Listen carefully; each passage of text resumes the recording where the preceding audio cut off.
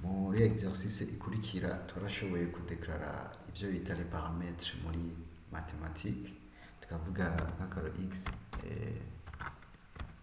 égale na 5 na y ingana na 6, hama tugashobora gutora le résultat r yaca ingana na x plus y.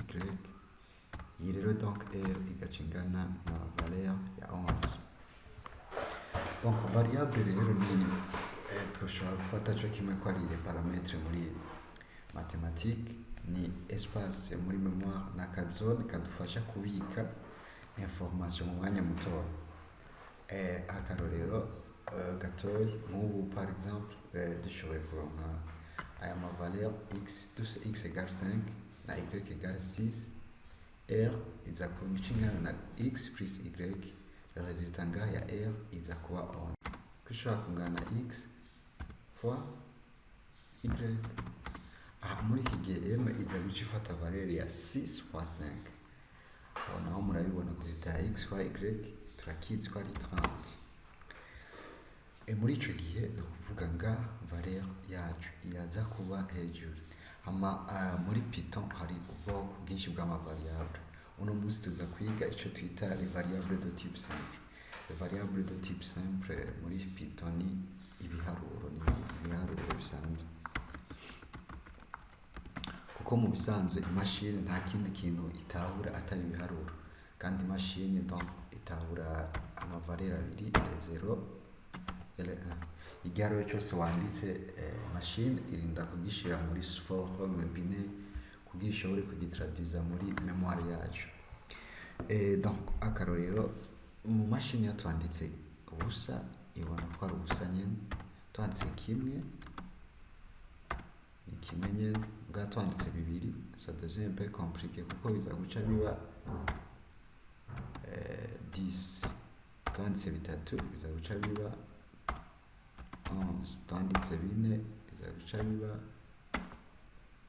100, ainsi de suite. Kwa bikeneye kubimenya urashobora kureba cours ya calcul binaire kuri internet ziriko nyinshi, mugabo pour le moment twagomba turabire simplement bazatiye. Ibiharuro byuzuye kimwe bibiri gushika kuri 10 kugenda, donc ibiharuro bitagira gakwabo. Ensemble de nombres z ni ibiharuro biri des entiers négatifs bikagira aussi no entier positif. Par exemple -5, -6. Ensemble de nombres décimales ni ibiharuro bifise agakwabo, ibiharuro nyagakwabo. Ensemble de nombres fractionnaires ni ibiharuro bifise, donc je dirais ensemble de nombres fractionnaires, je dirais ko ari ibiharuro biri by'amafraction, par exemple 15. Ensemble de nombres réels ni ibiharuro byuzuye, donc ensemble de ça concatène tous ces nombres en entier kuko niza kubikoresha hanini muri iyi cours. Donc akarorero rero, donc mu ibi ce sont iyi tuca tuyifuta tuza gusigarana l'ensemble de nombres z ariyo tuza kwita nombres entiers, tuza gukoresha muri programmation comme int canke integer. Ce tugira na d tuzokoresha comme de double, donc ce tugira na float,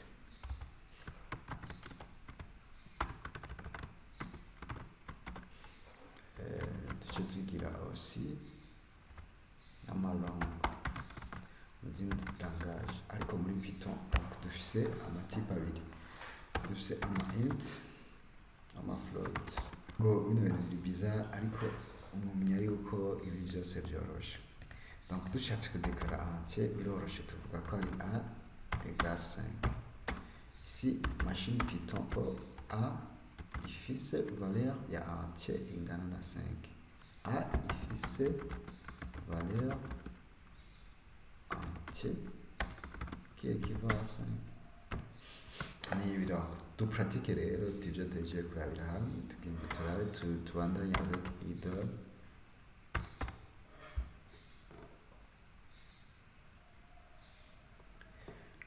On a dit que toi c'est x ingana na 5 tugira na y ingana na ingana na 6. Twaciye tuvuga ko r iza kungana na x fois y. Donc turavye r turabona ko ingana na 30. Sivyo? Tugize aussi turashobora kuvuga ko r ubu iza kungana na x plus y. Turavye r iza guca ingana na 11 nkuko twabibonye. Donc variable muri murafata ko ari variable de type simple zishobora kuba ibiharuro negakwabo cyangwa ibiharuro bisanzwe, ama entier negatif n'ama positif. Ubwo ndashobora kuvuga ko x ubu ingana na 5 fois 6, y nayo ingana na 8.2. Hano ndashobora kuvuga yuko z iza kungana na x plus y. Z rero ndashobora kubona valeur yayo. Bon, ubwo n'ubwoko twandika fraction mugabo machine yo nyine iza guca iyihindura direct. Murashobora kugira ushobora kubona ko ari x mugabo machine iza gustoka iyi valeur, iza guca ikarikira, iza kubika resultat final. Okay, ubundi bwoko bw'amavariable dushobora kurabira hamwe ni amavariable tuvuga yandi mugabo yo ntabwo ari variable de type simple nama amajambo indome izo zose. Donc ni turashobora kuvuga yuko n'indome ari les variables aussi de type simple, ariko amajambo n'ama variable de type composé, donc ari complexe. Ndashobora kuvuga yuko indome mu kuzandika à chaque fois indome turinda kuzantura, donc na soit aka canke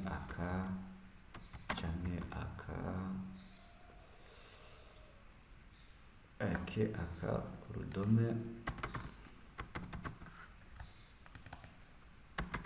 canke ijambo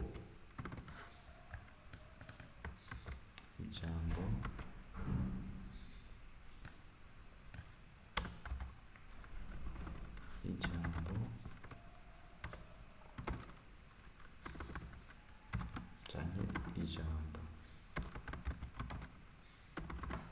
Okay, ego gushika ngaha en fait turashobora no kugira ngaha tukagira butatu.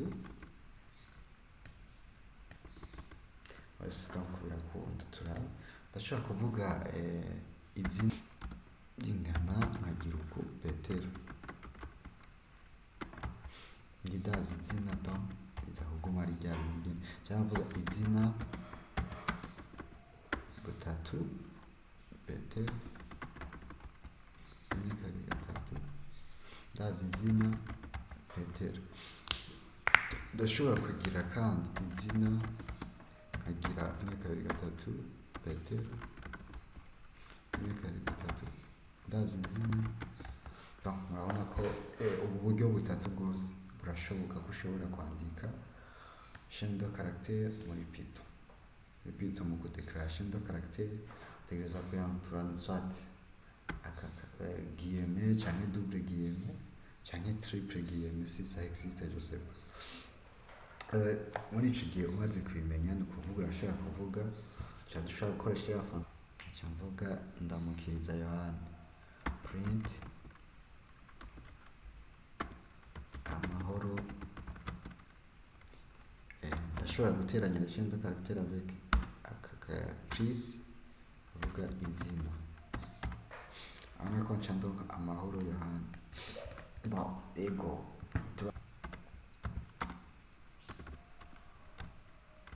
amahoro kuri isomero. Ndashobora kuvuga kandi print message, donc ma variable ndashobora kuhashira variable gusa. Icigwa c'uno musi kigarukiye ngaha, murakoze, tuzobandanya n'ibindi vyigwa bikurikira.